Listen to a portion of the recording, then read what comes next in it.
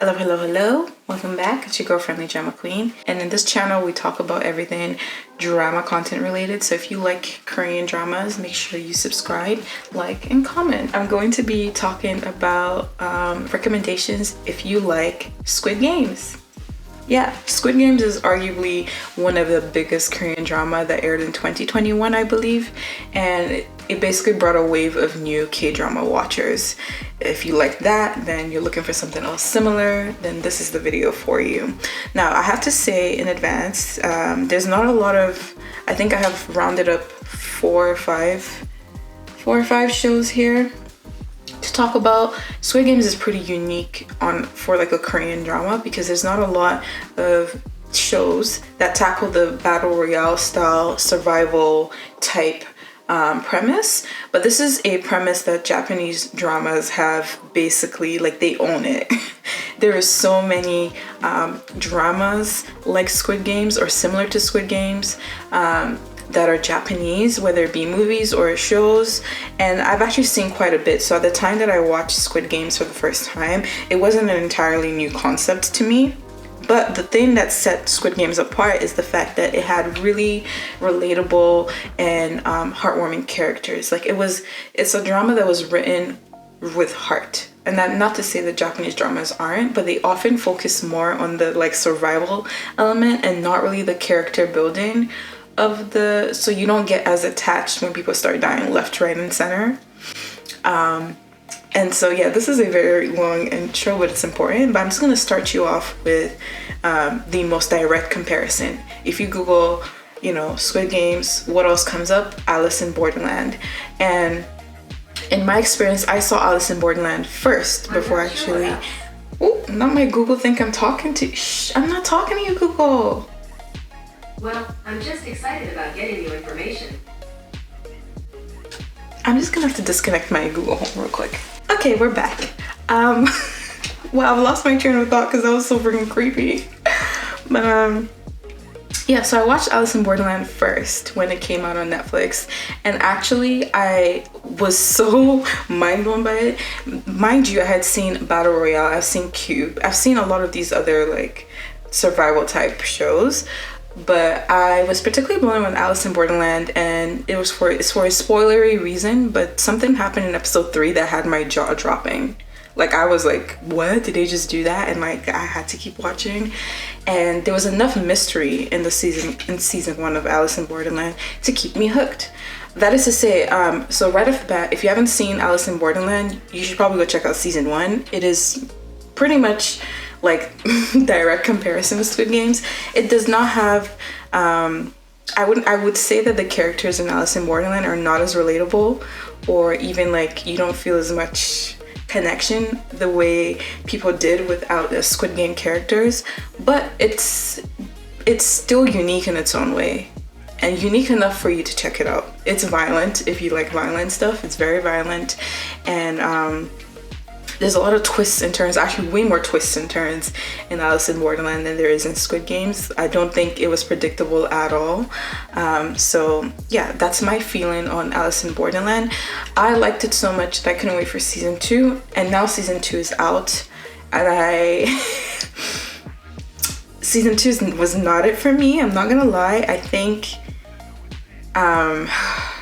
in season 2 of Alice in Borderland, they tried really hard to maybe endear the characters more and make the characters more relatable, like just to the same point I was making earlier on. So the characters had more monologues. They were showing more of their backstories and giving more insights to their motivations, which, like, I guess I should have appreciated, but I was coming from season 1 where the things I liked about season 1 was just how cold the world was and how just straightforward the games were. Not that the games were actually straightforward, but like it was pretty much like every episode was like, we're playing a game, someone might die, and then we move on. And so that's kind of like the episodic nature of it, and I thought that that would continue in season 2. Season 2 was also way more violent. Like, I could not get through. It took me like a week to get through episode 2. Or was it 3? The one with the hand. If you've watched it, you know what I'm talking about. So watch season 2 at your own risk, but season 1 I would recommend. Apart from the obvious one, which I just got out of the way, Alice in Borderland, which is Japanese. Another similar Korean drama would be Liar Game. And funny enough, Liar Game is based off of a Japanese drama called Liar Game, which I watched the Japanese version first. And not only did I watch the Japanese version, I watched season 1, season 2. There's like 3 movies that came out as well based on Liar Game. I watched it all. So Liar Game is, it actually follows the story of a young, innocent college student who gets engaged in a dangerous game of deception and manipulation called Liar Game. So she is thrust into this world after receiving a large sum of money and a letter inviting her to participate. Then she collaborates with a genius con artist who helps her navigate the games in order to win the Liar Game. So that's the premise. Trust me guys, this is a very good show. Like, this is a very good show. I liked the Japanese version. I even liked the Korean version. And I think universally, most people like the Korean version. Of course, they had a little bit of, they tweaked the games a little, and I think they even made it more of like a game show type situation, whereas in the Japanese version, it was just like a secret underground game. I like the actresses in it. It was shot well. They even added the Korean version is unique because it took some liberties with the story and not in the ways that I would have hated. So you can still check out the Japanese version and the Korean version, and you can still come out of it, you know, not feeling like it was redundant. So that's like 2 other shows you can watch after Squid Games if you want that. The games they play in Liar Game are so well thought out, well crafted, like it blows my mind. So that's what kept me intrigued about it, because I would just like want to see how the players would navigate the different games. And I'm talking specifically with the Japanese one, they were a little bit more thought-provoking. It can get confusing, but you know, this is big brain things. If you're gonna watch this drama, you need to come with your glasses ready to be like, And it was that. So I recommend Liar Game, both the Korean version and the Japanese version, season 1 and 2.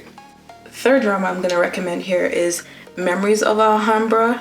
And it's hard to see how it's like Squid Games initially, but it's on here because it's primarily set in a virtual game world. So this drama follows a successful game company CEO. He travels to Granada, Spain, because he's trying to track down the developer of this virtual reality game, and the developer had gone missing while playing the game. And the game is like it's like high technology shit. You hook yourself up and you're in like the world playing with these like enemies. If you get hurt, it's real.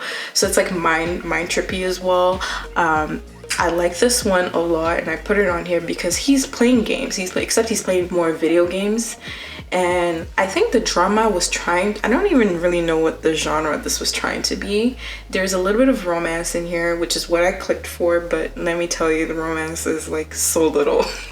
It's there, but it's tiny. What actually kept me watching was the mystery around the game and like how he was playing the game and how he was trying not to get killed, and also to figure out what happened to the developer.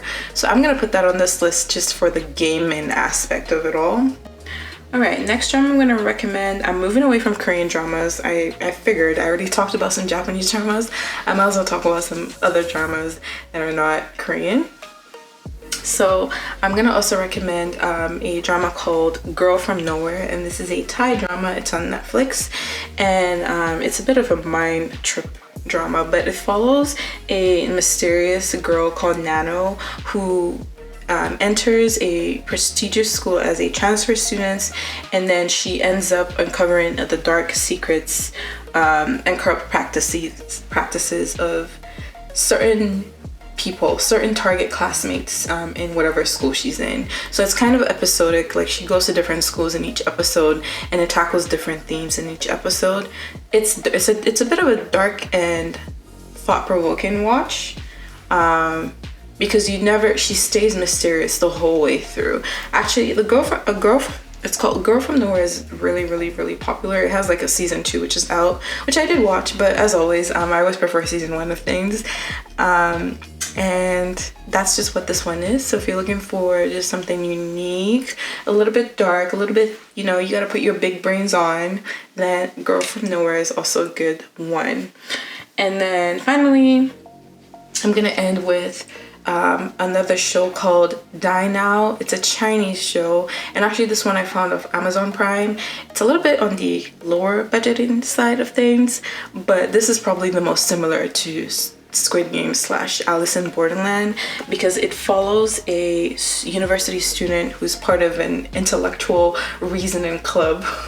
His girlfriend goes missing, and then he ends up joining this alternative gaming universe where they have to use their problem-solving skills to play different games to advance to the next level. And he basically enters the game so that he can find his girlfriend.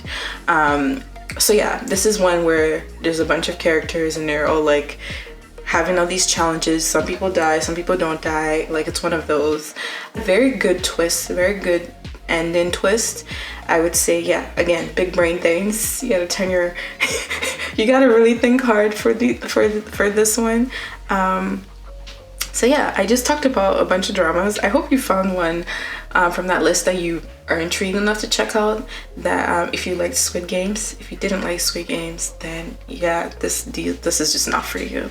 As always, let me know in the comment section if you've seen any of the dramas I've spoken about, if there's any you want to recommend to people as well. And I'll catch you at another video. Bye guys.